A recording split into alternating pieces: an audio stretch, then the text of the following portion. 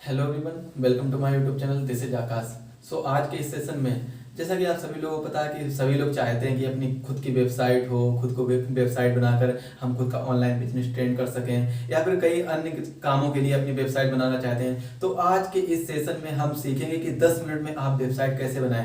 लेकिन वेबसाइट बनाने से पहले आपको कुछ उसके फंडामेंटल बेसिक्स नॉलेज होनी चाहिए कि वेबसाइट आखिर बनती कैसे है और उसको जो हम डेवलप करते हैं तो उस वेबसाइट को डेवलप करने के क्या क्या टाइप्स होते हैं और कौन कौन लोग डेवलपर होते हैं। अब जैसे सबसे पहले मैं बात करता हूँ डेवलपर की। तो डेवलपर की जब हम बात करेंगे तो ये कितने होते हैं? 3 टाइप के डेवलपर होते हैं। कैसे होते हैं?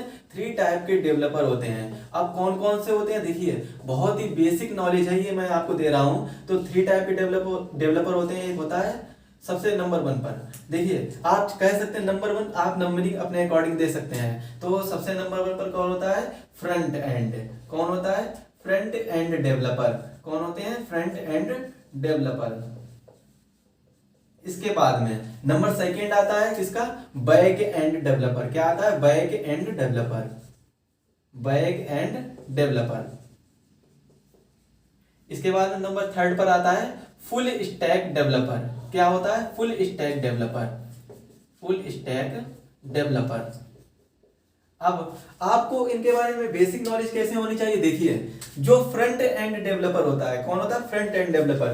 फ्रंट एंड डेवलपर में क्या, जो फ्रंट एंड जैसे वेबसाइट किस तरीके से दिखनी चाहिए, जो वेबसाइट का लुक्स है वो किस तरीके से दिखना चाहिए, वेबसाइट का नेविगेशन बार है वो कहां पर होना चाहिए, कहां पर अटैच होना चाहिए, लॉगिन पेज कहां पर दिखना चाहिए, कहां पर लॉगिन बटन दिखे या फिर लॉगिन पेज दिखे, कहां पर साइन अप की बटन दिखनी चाहिए, क्या साइन अप की, कहां पर होम मेन्यू दिखेगा, कहां पर कॉन्टेक्ट दिखेंगे, कहां पर पूरी वेबसाइट के बारे में डिटेल दिखेगी।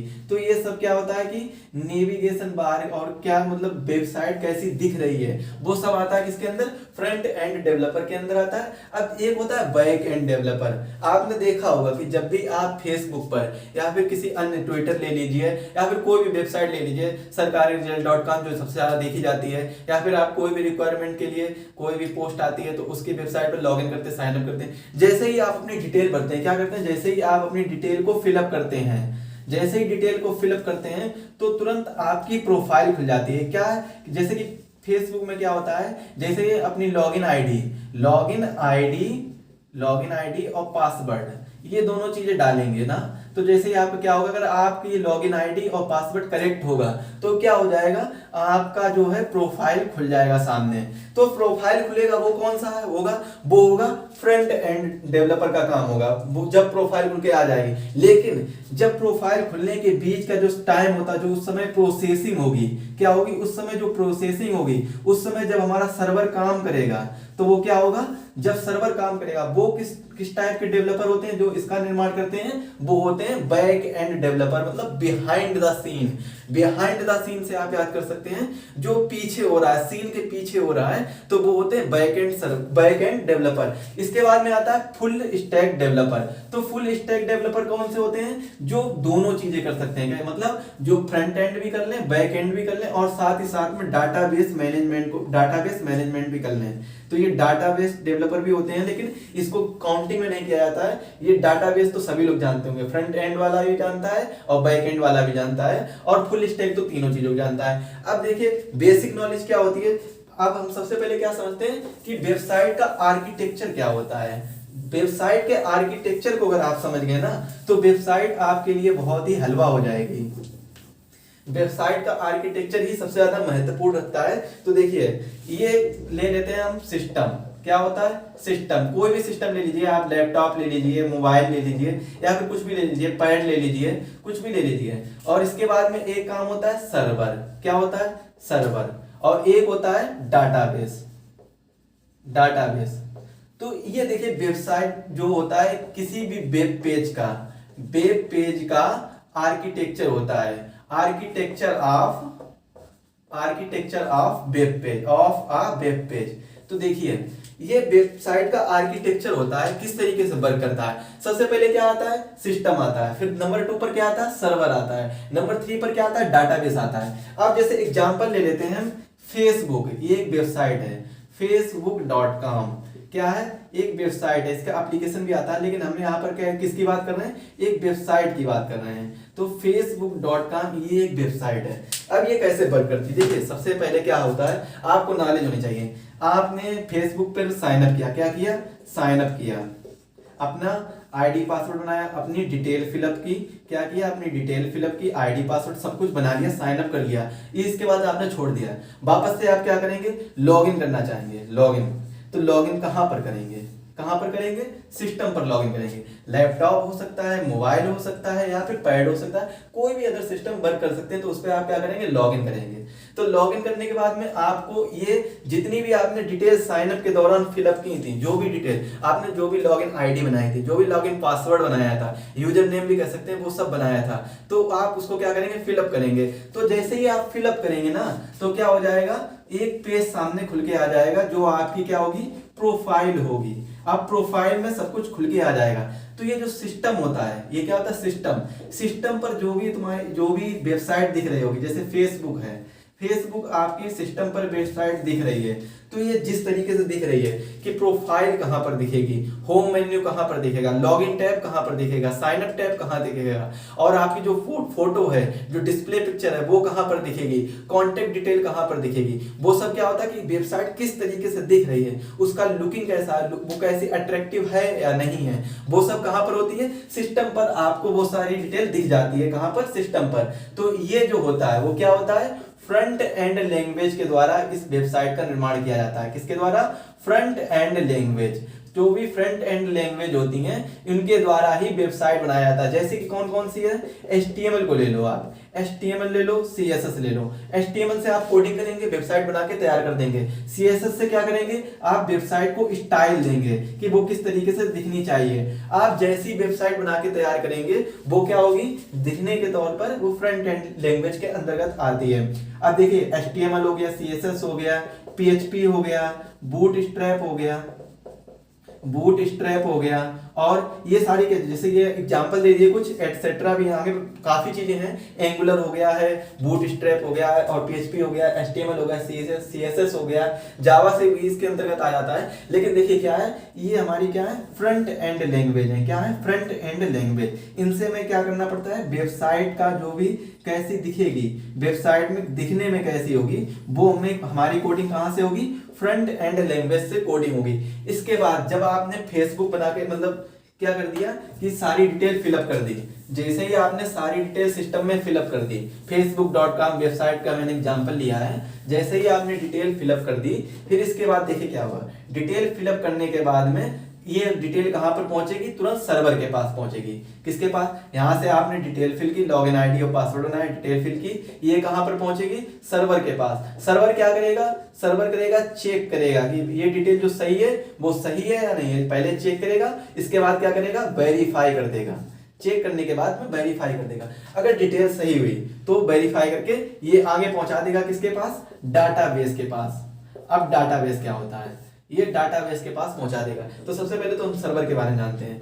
देखिए सर्वर में जो प्रोसेसिंग होती है, मतलब जैसे मैंने डिटेल फिल की, उसके बाद में यहाँ पर प्रोसेसिंग होगी, तो क्या होगी, प्रोसेसिंग होगी। ये कहां पर होती है, पीछे, बिहाइंड द सीन, मतलब इसको आप देख नहीं सकते हैं। और डिटेल फिल कर रहे हैं, जो सिस्टम में आपने फ्रंट एंड लैंग्वेज के द्वारा जो वेबसाइट बनाई है उसको आप अपनी आंखों से देख सकते हैं, लेकिन जो बैक एंड लैंग्वेज के द्वारा सर्वर आपने तैयार किया होगा उसको आप अपनी खुली आंखों से नहीं देख सकते हैं। तो ये प्रोसेसिंग होती है, मतलब बिहाइंड द सीन होती है। तो इसको हम क्या कहते हैं, इसमें जो प्रोसेसिंग होती है वो चेक करती है, क्या चेक करती है और वेरीफाई करती है डिटेल को। तो इसको हम किसके द्वारा तैयार करते हैं, इसको तैयार करते हैं बैक एंड लैंग्वेज के द्वारा तैयार करते हैं। किसके द्वारा तैयार करते हैं, बैक एंड लैंग्वेज के द्वारा तैयार करते हैं। और ये आपको दिखाई नहीं पड़ेगी, लेकिन ये प्रोसेसिंग हो जाएगी। तो इसको हम तैयार करते हैं बैक एंड लैंग्वेज। अब बैक एंड लैंग्वेज कौन कौन सी होती है, एक दो एग्जांपल देख लीजिए। सी होती है, C++ होती है, जावा होती है, जावा स्क्रिप्ट होती है, जावा स्क्रिप्ट, Node.js, और जितनी भी पाइथन है और जितनी भी कोडिंग लैंग्वेज हैं वो सभी बैकएंड और फ्रंट एंड में दोनों में काम कर सकती हैं। लेकिन बैकएंड लैंग्वेज में ये कुछ इंपॉर्टेंट कोडिंग मतलब जो लैंग्वेज है ये होती है, इनके द्वारा बैकएंड लैंग्वेज की कोडिंग की जाती है। तो क्या होता है कि बैकएंड लैंग्वेज सर्वर का काम करता है, सर्वर बनाता है। तो जैसे ही आप सर्वर से ये चेक करेगा, वेरीफाई करेगा, तो ये क्या कर देगा, डाटाबेस के पास पहुंचा देगा। अब देखिए डाटाबेस कैसे तैयार किया जाता है। डाटाबेस होता क्या है, डाटाबेस एक कलेक्शन होता है बहुत से डाटा का। जितने भी फेसबुक पर लोगों ने डिटेल अपनी फिल की होगी वो सभी सर्वर के पास पहुंचेगी, सर्वर चेक करेगा, वेरीफाई करेगा, डाटाबेस के पास पहुंचा देगा। और डाटाबेस उन सभी की डिटेल, जितनी भी डिटेल होती है वो टेबल फॉर्मेट में, कैसी, टेबल फॉर्मेट में इसको सेव कर लेती है। टेबल फॉर्मेट में इसको सेव कर लेती है डाटाबेस, सभी डिटेल को टेबल फॉर्मेट में सेव कर लेती है। और डाटाबेस जैसे ही ये सर्वर चेक और वेरीफाई करता है, डाटाबेस के पास वो डिटेल आती है और डाटाबेस में जो भी डिटेल सेव होती है वो वापस से सर्वर को भेजता है, सर्वर दोबारा से चेक और वेरीफाई करता है और वापस से सिस्टम पर भेज देता है। और जैसे ही सिस्टम पर भेज देता है, अगर वो आपका सारा लॉगिन आईडी पासवर्ड सब सही हुआ तो आपकी प्रोफाइल खुलकर सामने आ जाती है। प्रोफाइल खुल जाती है सामने, क्योंकि प्रोफाइल कैसे खुल जाती है, आपने जो भी डाटा सेव किया होगा वो कहां पर पहुंचता है, डाटाबेस के पास वो डाटा पहुंच जाता है। किसके पास पहुंच जाता है, डाटाबेस के पास ये डाटा पहुंच जाता है। अब देखिए डाटाबेस को तैयार कैसे किया जाता है। तो डाटाबेस को तैयार करने के लिए एक टेबल फॉर्मेट के रूप में बनाया जाता है, डाटाबेस मैनेजमेंट सिस्टम भी कह सकते हैं, जिसे हम डीबीएमएस भी बोलते हैं। इसको कैसे तैयार किया जाता है, एक एसक्यूएल होता है, एसक्यूएल ये होता है, इसके द्वारा हम डाटाबेस को तैयार करते हैं। इसमें क्या होता है, माई एसक्यूएल डेटाबेस, क्या होता है, माई एसक्यूएल डेटाबेस। तो इसके द्वारा, इस सॉफ्टवेयर के द्वारा तैयार किया जाता है, इस लैंग्वेज के द्वारा तैयार किया जाता है। और इसके बाद क्या होता है, ओरेकल डाटाबेस, इनके द्वारा डाटाबेस को तैयार किया जाता है, ओरेकल डाटाबेस। तो इनके द्वारा क्या है कि डाटाबेस को तैयार किया जाता है। डाटाबेस को टेबल फॉर्मेट में तैयार किया जाता है। जब आप फेसबुक पर लॉगिन करेंगे, अपनी डिटेल फिल करेंगे, तो वो सारी चीजें कहां पहुंच जाएंगी, डाटाबेस में पहुंच जाएंगी और वो सारी डिटेल उसमें सेव हो जाती हैं। तो किसी भी आईडी पर, किसी भी वेबसाइट पर आप अपनी जो भी डिटेल फिलअप करते हैं वो सभी डाटाबेस में सेव हो जाती हैं। तो यहां से आपको पता चला कि जो वेबसाइट है उसका आर्किटेक्चर कैसा है, 3 भागों में डिवाइड है आर्किटेक्चर। कौन कौन से 3 भाग, एक तो हमारा सिस्टम हो गया, जो वेबसाइट दिखेगी, किस तरीके से वेबसाइट दिख रही है। और दूसरा क्या हो जाएगा, हमारा सर्वर हो जाएगा, कि जैसे ही आप कोई डिटेल फिलअप करेंगे तो उसको चेक और वेरीफाई करने के लिए ये पहला क्या हो जाएगा, सिस्टम। देखिए सिस्टम है, दूसरा क्या हो जाएगा, सर्वर, और थर्ड नंबर पर क्या आएगा, डाटाबेस। तो ये 3 फंडामेंटल बेसिक आर्किटेक्चर है वेबसाइट का। सिस्टम में आपको बता चुके सिस्टम क्या है, सिस्टम जो भी आप डिटेल फिल करेंगे जितनी भी, और वेबसाइट कैसी दिख रही है वो कहां पर दिखेगी, सिस्टम में दिखेगी। इसके बाद हमारा सर्वर आता है। तो सर्वर में क्या होता है कि जो भी आपने डिटेल फिल की उसको वेरीफाई करेगा, उसको चेक करेगा। तो ये सब आपको कहां पर पता चलेगा, सर्वर में। लेकिन ये आपको दिखाई नहीं देगा, तो ये बिहाइंड द सीन हो जाता है, ये आपको दिखाई नहीं देगा। इसके बाद में जो भी आपका डाटाबेस, जो भी आपने स्टार्टिंग में जब आप साइन अप करेंगे किसी भी वेबसाइट पर, तो वो जो भी डिटेल फिलअप करेंगे वो कहां पर पहुंचती है, डाटाबेस में पहुंचती है। और डाटाबेस आपको एक लॉगिन आईडी और पासवर्ड दे देता है। यहां से आप दोबारा से इसको लॉगिन कर सकते हैं। तो ये सब क्या होता है कि सिस्टम के द्वारा बेसिक आर्किटेक्चर बनकर तैयार हो जाता है। किसका, एक वेबसाइट का आर्किटेक्चर बनकर तैयार हो जाता है। किसका, एक वेबसाइट का।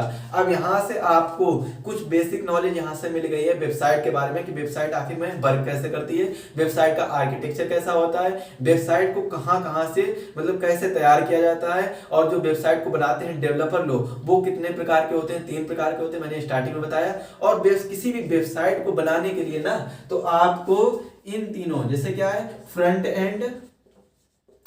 And language, back and language और डाटाबेस लैंग्वेज। आप कह सकते हैं कि अगर आपको एक वेबसाइट बना के तैयार करनी है तो सबसे पहले आपको इन तीनों लैंग्वेज के बारे में नॉलेज होनी बहुत जरूरी है।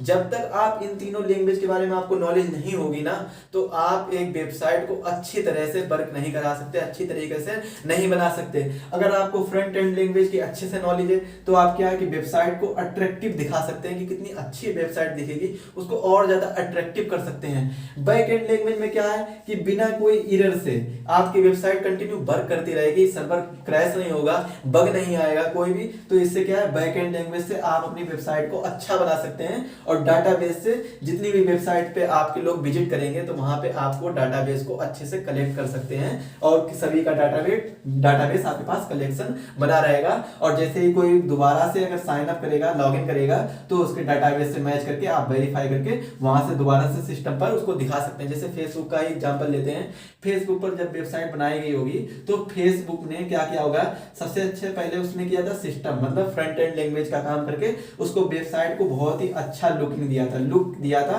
बहुत ही अच्छा लुक दिया था। और इसके बाद में उसका सर्वर जल्दी क्रैश ना हो, इसीलिए उसने बैक एंड लैंग्वेज का बहुत अच्छे से इस्तेमाल करके उसको वेबसाइट को जो प्रोसेसिंग का काम है वो स्पीड में बहुत ही कम, आप कह सकते हैं नैनो सेकंड में स्पीड का काम कम कर दिया, कि जो भी स्पीड काफी तेज ले सकती है। जैसे आपके पास अगर अच्छा नेटवर्क है तो आप उसको बहुत ही कम सेकंड में आप अपनी प्रोफाइल खोल सकते हैं। तो ये सब किसका काम है, बैक एंड का काम है। यहाँ से आपको सर्वर आप जल्दी से वेरीफाई कर देगा, चेक कर देगा और आपको डाटाबेस के पास भेज देगा। इसके बाद में डाटाबेस को तैयार किया गया होगा कि जितने भी लोग यहाँ से साइन अप करेंगे, फेसबुक पर साइन अप करेंगे जितने भी लोग, तो उनका डाटाबेस क्या, उन्होंने साइन अप करने के दौरान क्या क्या डिटेल दी है, क्या उन्होंने क्वालिफिकेशन अपनी दी है, क्या डिटेल दी है, मतलब आप कह सकते हैं जितनी भी अपना वो जो भी प्रोवाइड कराएगा अपना डाटा, वो सब कहाँ सेव हो जाएगा, डाटाबेस में सेव हो जाएगा। और यहाँ से किसके फॉर्मेट में सेव होता है, टेबल के फॉर्मेट में सेव होता है, और यहाँ से डाटाबेस सेव हो जाता है। और इसी तरीके से वेबसाइट अच्छे से वर्क करती है।